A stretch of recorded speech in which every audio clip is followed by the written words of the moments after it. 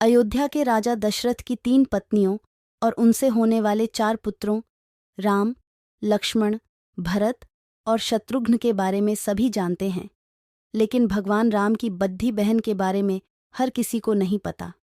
वाल्मीकि रामायण में भी राम की बहन शांता के बारे में जानकारी नहीं है, लेकिन दक्षिण पुराण में भगवान राम की बहन शांता का इतिहास जरूर मिलता है। भगवान राम की बहन शांता का सच यह है कि शांता राम की बद्दी बहन और माता कौशल्या की बेटी थी। वह बहुत ही सुंदर और हर कार्य में निपुण थी। शास्त्र से लेकर पाक कला तक में एकदम पारंगत। वहीं रानी कौशल्या की बहन थी रानी वर्षिणी, जिनका विवाह अंगदेश के राजा रोमपद के साथ हुआ था।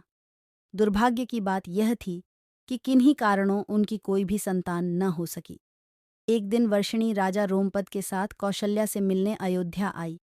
जब सभी एक साथ बैठकर भोजन कर रहे थे, तभी वर्षिणी ने दशरथ की पुत्री शांता की शालीनता और कार्यकुशलता से मोहित होकर अपनी एक इच्छा प्रकट की। वर्षिणी ने कहा, वैसे तो मेरी कोई भी संतान नहीं है, लेकिन मेरी इच्छा है कि शांता की तरह ही मेरी भी एक पुत्री हो। वर्षिणी की इस बात पर राजा दशरथ उन्हें शांता को गोद देने का वचन दे देते हैं।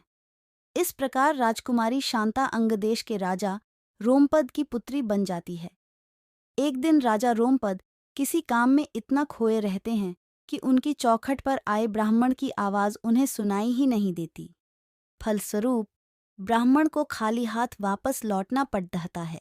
रोमपद द्वारा किया गया ब्राह्मण का यह अपमान जरा भी रास नहीं आता।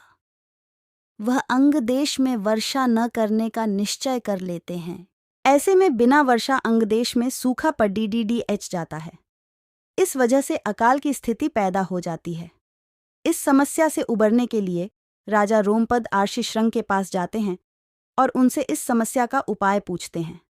आर्षि राजा को यज्ञ कराने की सलाह देते हैं, जिससे रूठे इंद्रदेव को मनाया जा सके। राजा रोमपद ऐसा ही करते हैं और यज्ञ के बाद अंगदेश में पुनः वर्षा होती है।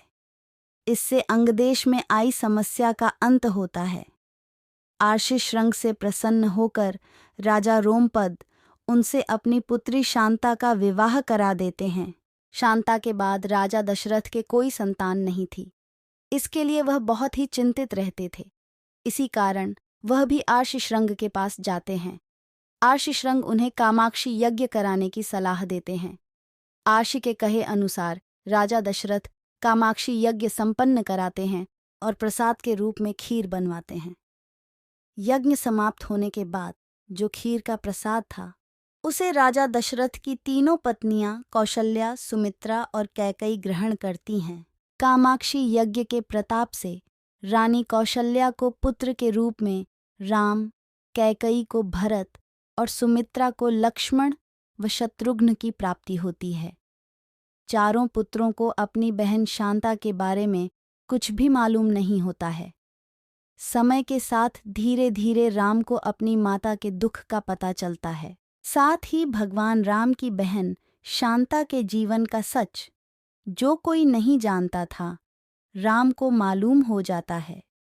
बहन शांता के बारे में जानने के बाद राम अपनी माँ को बहन शांता से मिलवाते हैं और सभी पुराने मतभेदों को दूर कर एक साथ रहने का वचन देते हैं।